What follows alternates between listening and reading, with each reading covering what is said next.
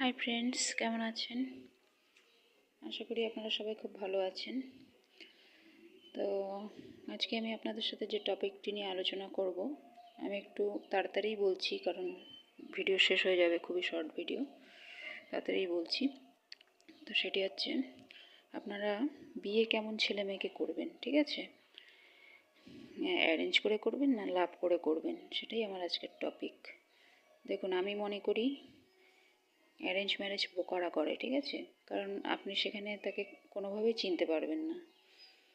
30 মিনিটের জন্য যাবেন, 1 ঘন্টার জন্য যাবেন, তাও আপনাকে 1 ঘন্টা থাকতে দেবে কিনা কোনো সন্দেহ, ঠিক আছে? তো অতটুকু টাইমের মধ্যে মানুষ সারা জীবনই কারোর সঙ্গে থেকে তাকে চিনতে পারে না, ঠিক আছে? এরকম এরকম কেস আমার কাছে আছে। তো সেখানে কি করে সম্ভব আপনি 1 ঘন্টায় কাউকে চিনবেন কে কেমন মানুষ? তো লাভ ম্যারেজ করাই হচ্ছে বুদ্ধিমানের কাজ, কারণ সেখানে আপনার 5 বছর, 7 বছর, 10 বছরের রিলেশন, ঠিক আছে? সেখানে আপনি মানুষকে চিনতে পারবেন, ঠিক আছে? আর বিয়ে করার জন্য এটা খুবই জরুরি, দুজন দুজনকে চিনে বিয়ে করা। আর আপনার যদি ব্রেকআপ হয়ে থাকে, ঠিক আছে, তাহলে আপনি নিশ্চিন্ত থাকুন, আপনার বিবাহিত লাইফ খারাপ যাবে। কারণ ব্রেকআপ কাদের হয়? যাদের বুদ্ধি নেই তাদেরই তো হয়। তো সেটা তো আপনার প্রভাব বিবাহিত লাইফেও পড়বে, কমন সেন্স এটা। তো সেখানে অ্যারেঞ্জ ম্যারেজে তো আপনি চিনতেই পারবেন না মানুষকে, ঠিক আছে? আর সেও তো অন্যেরই ব্রেকআপ করা, যাকে আপনি বিয়ে করেছেন, ঠিক আছে? সেও তো আপনি যেরকম কাউকে ব্রেকআপ করেছেন, ঠিক আছে, সেও তো অন্যের ব্রেকআপ করা।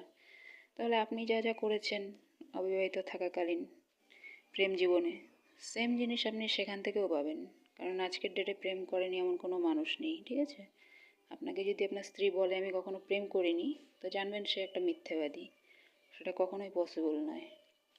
আর ঠিক আছে, আজকের ডেটে রিলেশন থাকলে তাদের মধ্যে সব ধরনের রিলেশনই হবে, এটা কমন সেন্স, ঠিক আছে? তো আপনি নিজে কী কী করেছেন সেগুলো ভাবেন। আপনি যদি আগের দিনের মানুষ হয়ে থাকেন তাহলে হয়তো একটু কম হবে, তো সেটাই পাবেন।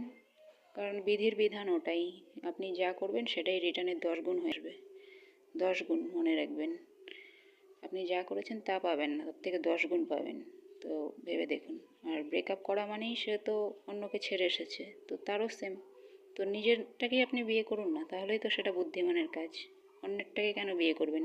তো ব্যাপার তো একই দাঁড়াবে, অন্যকেও তো